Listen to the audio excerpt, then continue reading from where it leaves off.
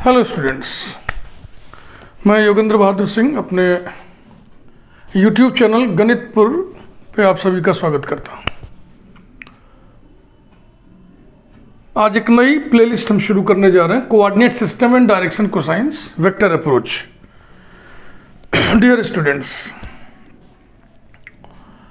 3 dimensional coordinate geometry के शुरू के कुछ चैप्टर्स जैसे कि डायरेक्शन कोसाइंस हो गया, प्लेन्स हो गया, स्ट्रेट लाइंस हो गया, इन्हें कार्टेशियन अप्रोच से भी पढ़ना है, वेक्टर अप्रोच से भी पढ़ना है, according to unified syllabus of new education policy 2020। कुछ यूनिवर्सिटीज़ में वेक्टर अप्रोच हटा दिए, लेकिन बहुत सी जगहों पे है। मोरोवर इंटरमीडिएट में वेक्टर अप्रोच भी है, कार्टेशियन अप्रोच भी है। तो मैंने क्या किया, वेक्टर अप्रोच वाली सामग्री को, मटेरियल को अलग कर दिया कि जिनके यहाँ सिलेबस में है वो अलग से पढ़ लेंगे, जिनके यहाँ नहीं है वो नहीं पढ़ेंगे। तो इसी सिलसिले में ये प्लेलिस्ट हम शुरू कर रहे हैं, डायरेक्शन कोसाइंस। और डायरेक्शन कोसाइंस सीखने के लिए, समझने के लिए कोऑर्डिनेट सिस्टम समझना होगा। 3 डायमेंशनल कोऑर्डिनेट सिस्टम। कोऑर्डिनेट मतलब क्या है, कोऑर्डिनेट का सिग्निफिकेंस क्या है, क्या जरूरत है कोऑर्डिनेट की, तो अब जरा ध्यान से समझिए।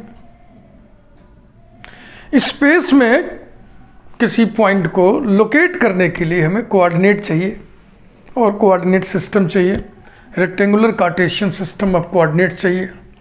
जैसे हम पूछ रहे हैं कि ये पॉइंट है स्पेस में, कहाँ पे लोकेटेड है, तो क्या बताओगे, क्या बताओगे?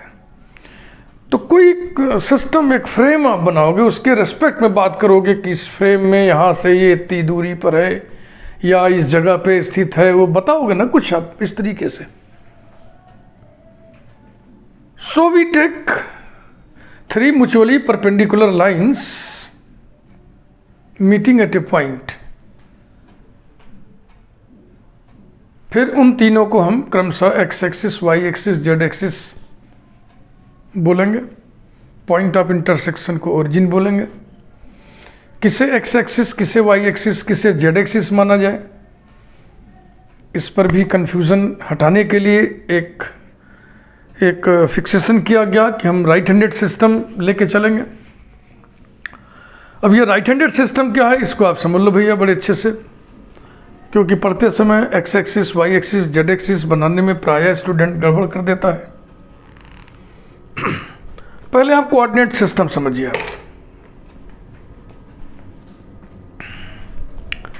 ये देखिए, देख रहे हैं ना, 1, 2, 3, these are 3 mutually perpendicular lines meeting at a point. This point of intersection is called the origin. अब इसमें हम इसे y एक्सिस ले रहे हैं, इसे x एक्सिस ले रहे हैं, इसे z एक्सिस ले रहे हैं। ठीक है बंधु? अब अगर गौर से आप देखें तो पूरा स्पेस 8 भागों में, 8 पोर्शंस में डिवाइड हो गया। ऐसे आप महसूस करें कि इस खाने में एक कमरा बना दें, एक रूम यहाँ, एक रूम यहाँ, एक रूम यहाँ, ऐसे महसूस कर लें। और फिर दूसरी मंजिल पर ऐसे 4 कमरे बन जाएंगे तो 8 भाग हो गए ना। कमरे ओपन बनाइए तो आपको फीलिंग आ जाएगी कि पूरा स्पेस 8 भागों में बढ़ गया। ठीक, पॉजिटिव एक्स एक्सिस इसे ले रहे हैं, पॉजिटिव वाई एक्सिस इसे ले रहे हैं। अब पॉजिटिव जेड एक्सिस किसे लेंगे वो बाद में। पहले आप देखें, अगर ये पॉजिटिव एक्स एक्सिस लिया है तो ये नेगेटिव एक्स एक्सिस हो गया। अगर ये पॉजिटिव वाई एक्सिस लिया है तो ये नेगेटिव वाई एक्सिस हो गया। और पॉजिटिव जेड एक्सिस कौन होगा, इसको राइट हैंडेड सिस्टम में समझिए। दाहिने हाथ में आप पेचकस ले लो, स्क्रू ड्राइवर, एक्स से वाई की ओर घुमाओ।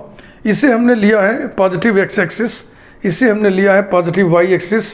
एक्स से वाई की ओर घुमाइए ऐसे, पेचकस लिया हुआ आपने, ऐसे घुमाना है, ऐसे घुमाइए, ऐसे ऐसे घुमाने से पेचकस खुलेगा, खुलेगा माने ऊपर जाएगा। तो ये हो गया पॉजिटिव जेड एक्सिस, इसी को बोलते हैं राइट हैंडेड सिस्टम।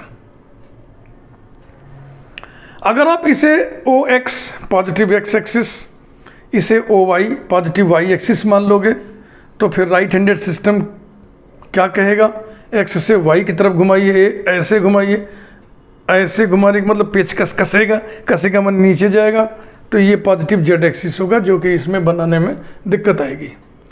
तो जब हम बोर्ड में बनाएंगे यहाँ पर, तो हम इसको पॉजिटिव वाई एक्सिस लेंगे, इसको पॉजिटिव जेड एक्सिस लेंगे, और इसको पॉजिटिव एक्स एक्सिस लेंगे। तो ऐसा तो दिखाएंगे नहीं, उसको ऐसे दिखा देंगे। ये चीज़ क्लियर हो? तो कोऑर्डिनेट सिस्टम आपने समझ लिया। इसका औचित्य क्या है, पॉइंट को लोकेट करना। जब पॉइंट लोकेट कर लेंगे तो फिर ज्योमेट्री धीरे धीरे आगे बढ़ेगी।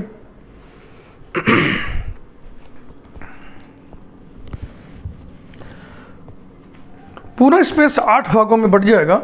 हर भाग को ऑक्टेंट कहते हैं, हिंदी में अष्टांश।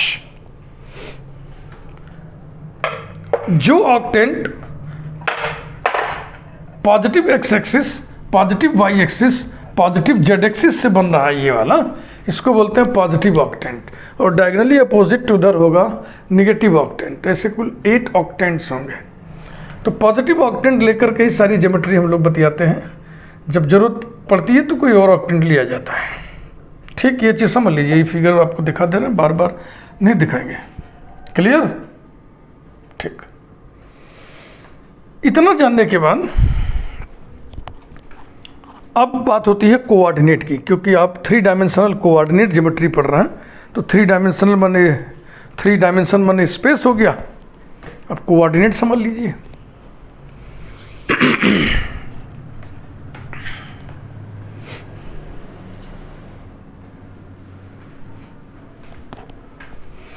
ये देखो, ये ओ वाई है। ओ वाई माने पॉजिटिव वाई एक्सिस, ये O X positive X axis, ये O Z positive Z axis. Positive Y axis positive Z axis से मिलके ये जो प्लेन बन गया, ये प्लेन है ना, इसको हम बोलेंगे Y Z plane, Y Z plane. ये है एक्स, ये है जेड। तो यहाँ पे जो दीवार ऐसे बनेगी, ये वाली ऐसे दीवार महसूस करिए कि यहाँ पे एक प्लेन है। तो ये हो गया जेड एक्स प्लेन। और एक यहाँ पे ऐसे फर्श फीलिंग महसूस करिए कि यहाँ पे फर्श है, फ्लोर। तो ये हो गया X Y plane, X Y से बना हुआ एक्स वाई प्लेन। ठीक, एक्स और जेड से बना हुआ एक्स जेड प्लेन ना कहिएगा, जेड एक्स प्लेन। और ये वाई और जेड से बना हुआ Y Z plane. There are 3 coordinate planes. हर ऑक्टेंट में ऐसे ही 3-3 प्लेट्स या प्लेन्स मिलेंगी। ये आप समझ लिए। एक एक स्टेप बहुत बढ़िया से समझते जाइए, क्योंकि बुनियाद अगर ठीक से पड़ जाए तो और बातें अच्छे से समझ में आती हैं। अब स्पेस में कोई पॉइंट लिया हमने, स्पेस में मान लो ये पॉइंट है। वाई जेड प्लेन से डिस्टेंस। अच्छा, एक काम और करते हैं। आप जहाँ भी होंगे, किसी कमरे में ही बैठे होंगे, वहीं पर आप सिस्टम ऑफ एक्सिस पहले सेट कर लो। अब हम ऐसे बता रहे हैं तो आप फीलिंग कर लीजिएगा। हम किसी कमरे में ही हैं, मान लीजिए रूम में है। यहाँ पे जो कोना है उसको हम ओरिजिन मान ले रहे हैं, ठीक है ना। और ये जो कोर एज, EDGE एज माने कोर, ये जो कोर एज है ये OY है, ये वाला OX है, और ये OZ है। ऐसे ही यहाँ पे हम समझाए थे रॉड की मदद से ना। तो ये हो गया OY, ये हो गया OX, और ये हो गया OZ। तो ये जो दीवार है ये हो गया YZ प्लेन।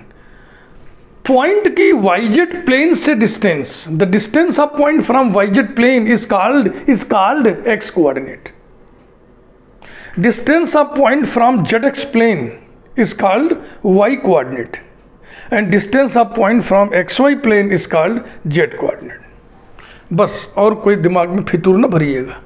निर्देशांक कोऑर्डिनेट का डेफिनेशन यही होता है, और यही दिमाग बैठाइए। कुछ और आपने बैठा रखा तो उसको वॉश आउट करके इसको वहाँ पे फीड कर दीजिए। X coordinate Y Z plane से distance, Y coordinate Z X plane से distance, Z coordinate X Y plane से डिस्टेंस। याद करना आसान है। X coordinate Y Z plane से डिस्टेंस, वाई जेड एक्स नहीं है तो X coordinate, Z X plane Z X Y नहीं है वाई कोऑर्डिनेट, ऐसे याद हो जाएगा। एक्स वाई प्लेन से डिस्टेंस जेड कोऑर्डिनेट। क्लियर हुआ? ओरिजिन के कोऑर्डिनेट्स क्या होंगे? 0 0 0। Why? Because distance of the origin from Y Z plane is 0, distance of the origin from Z X plane is 0, distance of the origin from X Y plane is 0, because as origin lies in yz plane, in zx plane as well as in xy plane। Feel करना है आप, feel करा देना। ये जो origin है ये yz plane में भी स्थित है, यहाँ पे zx प्लेन बनेगा उसमें भी स्थित है, यहाँ xy प्लेन बनेगा उस पर भी स्थित है। तो yz प्लेन से डिस्टेंस इसका कुछ आएगा ही नहीं, zx प्लेन से भी डिस्टेंस कुछ नहीं आएगा, xy प्लेन से भी डिस्टेंस कुछ नहीं आएगा, इसलिए उसके तीनों कोऑर्डिनेट 0 0 0 हुए। बड़ा मज़ा आता है कभी कभी मौका मिलने पर इंटरव्यूज़ वगैरह में किसी से पूछ दो ओरिजिन के कोऑर्डिनेट्स क्या होंगे, तो बहुत सहजता से बच्चे बताते हैं 0 0 0, लेकिन जैसे ही हमने कहा बताओ क्यों, तो फिर पता नहीं क्या क्या आंसर देने लगते हैं। तो आप कभी मत ऐसे बोलिएगा, आप बोलिएगा कि origin lies in Y Z plane, in Z X plane as well as in X Y plane, therefore distance of origin from Y Z plane is 0, from Z X plane is 0 and from X Y plane is 0 and consequently coordinates of origin are 0 0 0। Clear? आगे बढ़ते हैं। जरा YZ plane के बारे में सोचिए। किसी point का डिस्टेंस वाईजेड प्लेन से जितना होता है उसको एक्स कोऑर्डिनेट कहते हैं। अब जो पॉइंट वाईजेड प्लेन में ही स्थित है उसका एक्स कोऑर्डिनेट क्या होगा? 0। समझ रहे हैं ना? ध्यान से सुनिएगा। वाईजेड प्लेन से डिस्टेंस को एक्स कोऑर्डिनेट कहते हैं, और जो पॉइंट वाईजेड प्लेन में ही स्थित है, वाईजेड प्लेन में स्थित सभी पॉइंट की वाईजेड प्लेन से दूरी 0 होगी, माने वाईजेड प्लेन में स्थित सभी पॉइंट का एक्स कोऑर्डिनेट 0 होगा। इसी प्रकार से जेडएक्स प्लेन पर ही जो पॉइंट स्थित है उन पॉइंट्स की दूरी डिस्टेंस उसी प्लेन से 0 होगी, इसलिए जेडएक्स प्लेन के हर पॉइंट का वाई कोऑर्डिनेट 0 होगा।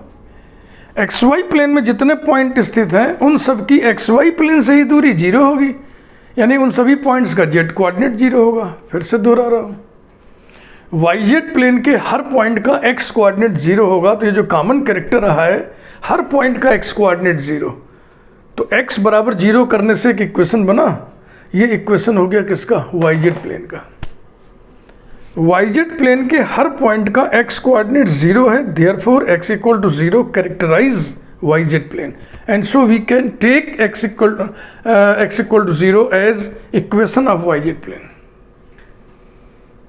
y equal to 0 ZX plane को कैरेक्टराइज करेगा, जेडएक्स प्लेन का इक्वेशन y इक्वल टू 0 लिया जाएगा। z equal to 0 X Y plane को कैरेक्टराइज करेगा, इसलिए एक्स वाई प्लेन का इक्वेशन क्या होगा? z equal to 0। तो सिस्टम ऑफ कार्टेशियन कोऑर्डिनेट्स हमने बता दिया, और इन तीनों प्लेन्स को बच्चों YZ plane, ZX plane, X Y plane, इनको कोऑर्डिनेट प्लेन्स कहते हैं। इन एक्सीज को O X, O Y, O Z को कोऑर्डिनेट एक्सीज बोलते हैं। ऑक्टेंट हमने बता ही दिया आपको।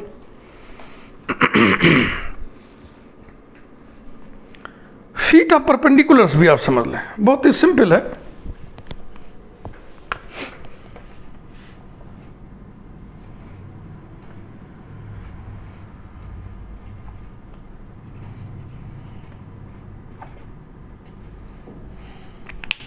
तो ये तो समझ ही रहे हैं आप, ऐसा है, ये ऐसा है, और ये वाला ऐसा है। ऐसा बनेगा नहीं ना, तो उसको ऐसे बनाया जाता है, समझा जाता है। ये फीट ऑफ परपेंडिकुलर्स मैंने कहा था ना, जहाँ बैठ के पढ़ रहे होंगे एक रूम होगा, कमरा होगा, वहाँ पे सेट कर लें।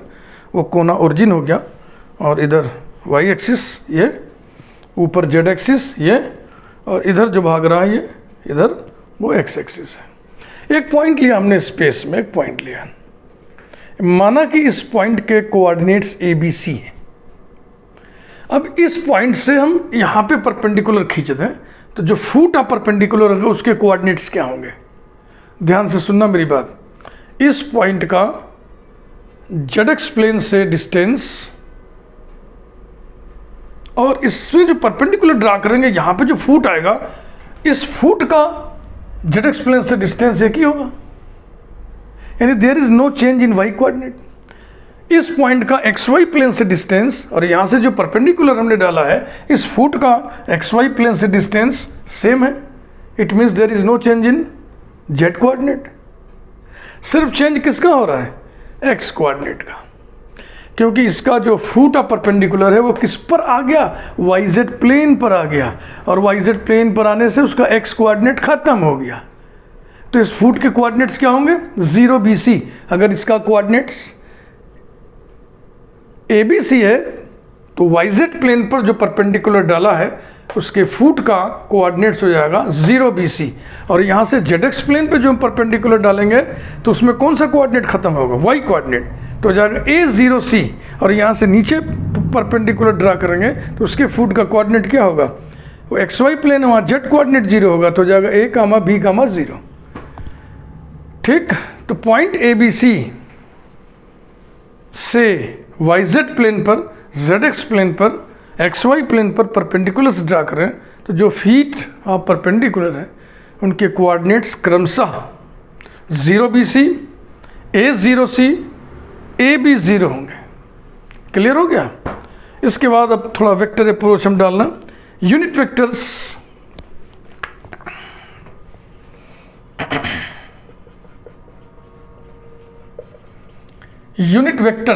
along coordinate axes OX, OY, OZ। OX के along यूनिट वेक्टर को स्मॉल i कैप, OY के along यूनिट वेक्टर को स्मॉल j कैप, OZ के along यूनिट वेक्टर को स्मॉल k कैप से डिनोट किया जाता है। और ध्यान दें ये राइट हैंडेड सिस्टम है। राइट हैंडेड सिस्टम क्या होता है मैंने बता दिया, आपको समझा दिया।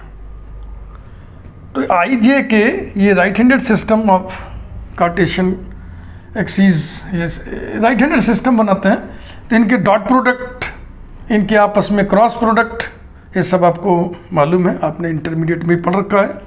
आई जे के म्यूचुअली परपेंडिकुलर वेक्टर्स है ना, तो इनके डॉट किन्हीं भी दो के डॉट 0 होंगे, जैसे कि I cap dot I cap equals to J cap dot J cap equals to K cap dot K cap and each equals to 1। I cap dot J cap equals to J cap dot K cap equals to K cap dot I cap all equal to 0। Cross product के लिए ये एक tool है, उपकरण है, इसकी मदद से याद रखा जाता है। ऐसे आई जे के यानी I cross J equal to K, J cross K equal to I, K cross I equal to J, I cross K equal to minus J, ठीक है ना। K cross J equal to minus I, J cross I equal to minus K, तो मैं इसको भी लिख दे रहा हूँ। I cross J equals to K, J cross K equals to I and K cross I equals to जे। तो यहाँ से वेक्टर की बातचीत हमने शुरू कर दिया। अब हम इसके बाद कंपोनेंट पढ़ेंगे किसी वेक्टर ओपी का।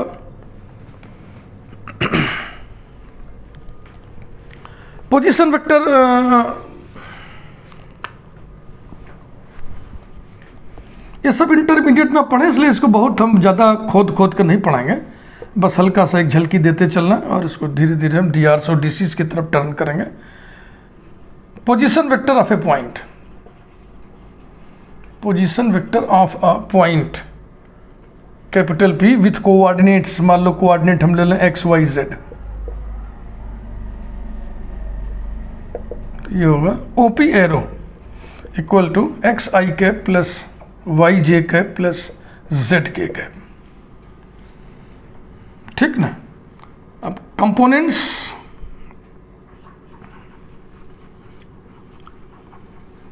Components of a vector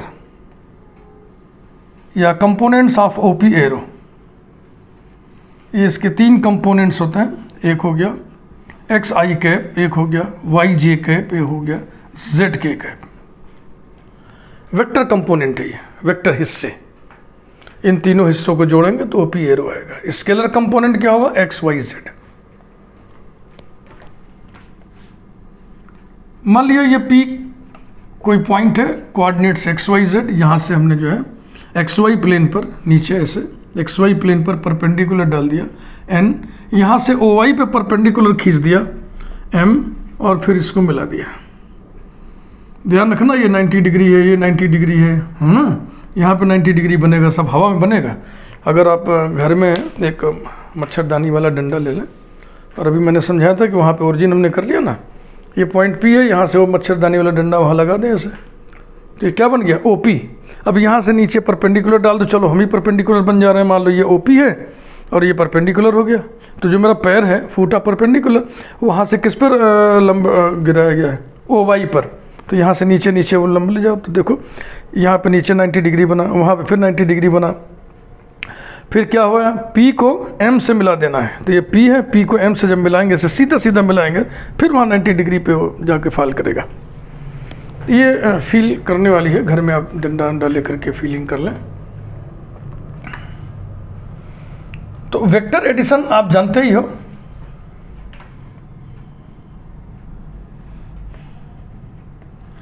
vector addition के सिद्धांत से ओपी वेक्टर बराबर होगा, इसको हम तोड़ रहे हैं, O M arrow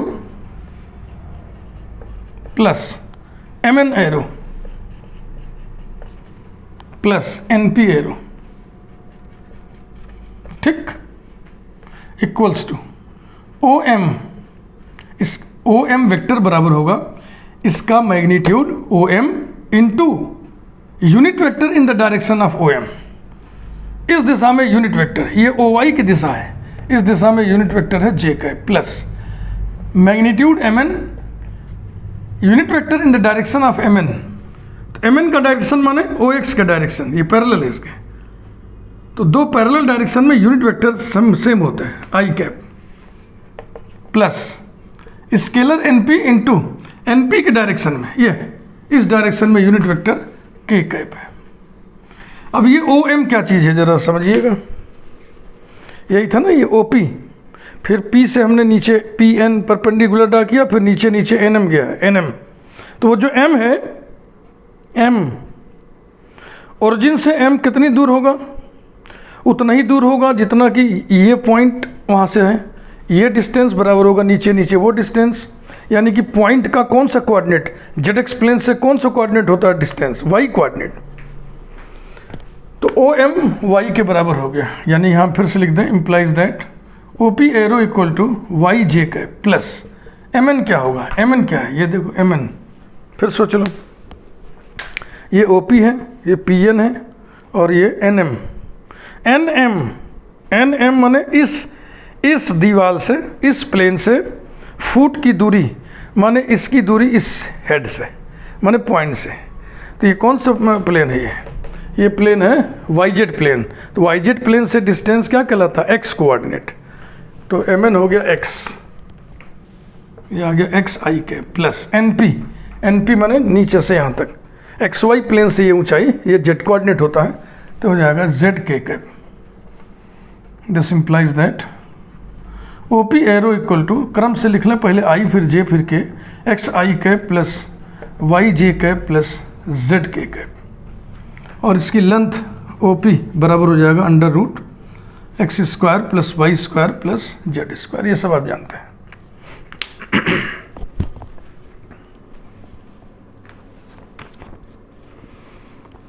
distance formula इसी से फटाफट निकल आता है।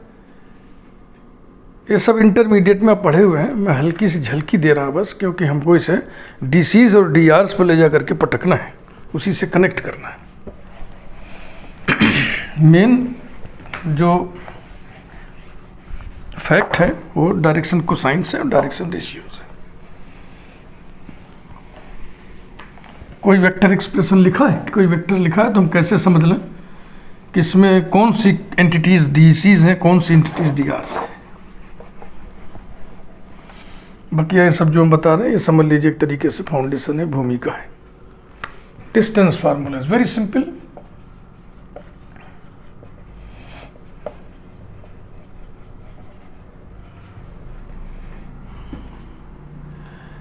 बहुत लिख नहीं रहे हैं ना, ऐसे समझाते चल रहे हैं। ए x1 y1 z1 और दूसरा पॉइंट है B x2 y2 z2। System of coordinates करके एक वीडियो आपको मिलेगा कार्टेशियन वाले अप्रोच में भी, और वहाँ भी देख सकते हैं। तो हम ए बी एरो निकाल लें। ए बी एरो बराबर होगा position vector of B minus position vector of A, यानी कि x2 i cap plus y2 j cap plus z2 k cap minus x1 i cap plus y1 j cap plus z1 k cap equals to x2 minus x1 i cap plus y2 minus y1 j cap plus z2 minus z1 k cap. तो दोनों points के बीच की दूरी कितनी होगी? Length A B. ए और B को join करने वाले लाइन सेगमेंट का magnitude length A B equal to modulus of A B vector equals to under root sum of squares of components, scalar components x2 minus x1 whole square plus y2 minus y1 whole square plus z2 minus z1 whole square. ये हो गया।